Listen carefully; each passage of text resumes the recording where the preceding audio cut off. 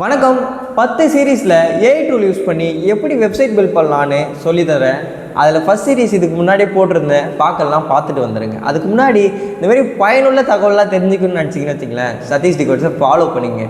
Okay, போன சீரீஸில் எப்படி வெப்சைட் டிசைன் பண்ணுறது, அதாவது வெப்சைட்டோட டிசைன் வாங்குறதுன்னு சொல்லி பார்த்துருந்தோம். ஸ்டிச் ஏஐ யூஸ் பண்ணி அந்த டிசைனையும் வாங்கியிருந்தோம். அந்த டிசைனை வாங்கி அதுக்கடுத்து என்ன பண்ணணும்னு தெரியாதுல்ல, அதை தான் இந்த சீரீஸ் சொல்ல போகிறேன்.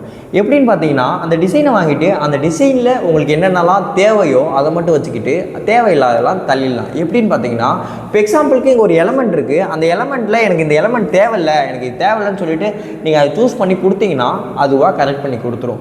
அது பிறகு என்ன பண்ணணும்னா, அதை எடுத்துகிட்டு போயிட்டு ஃபிக்மாவில் கொண்டு போகணும். ஃபிக்மாவில் எப்படி ப்ரோ கொண்டு போகிறது அப்படின்னு நினச்சிங்கன்னா, அது செம ஈஸி. எக்ஸ்போர்ட்ன்ற ஒரு ஆப்ஷன் இருக்கும், அதை கன்வெர்ட் கொடுத்து காப்பி கொடுத்து அதில் ஃபிக்மாவில் போயிட்டு பேஸ்ட் பண்ணிக்கோங்க. அடுத்த சீரீஸில் பார்ப்போம். அடுத்து என்னென்னு மறக்காமல் சதீஷ் டிகோட்ஸை ஃபாலோ பண்ணிக்கோங்க.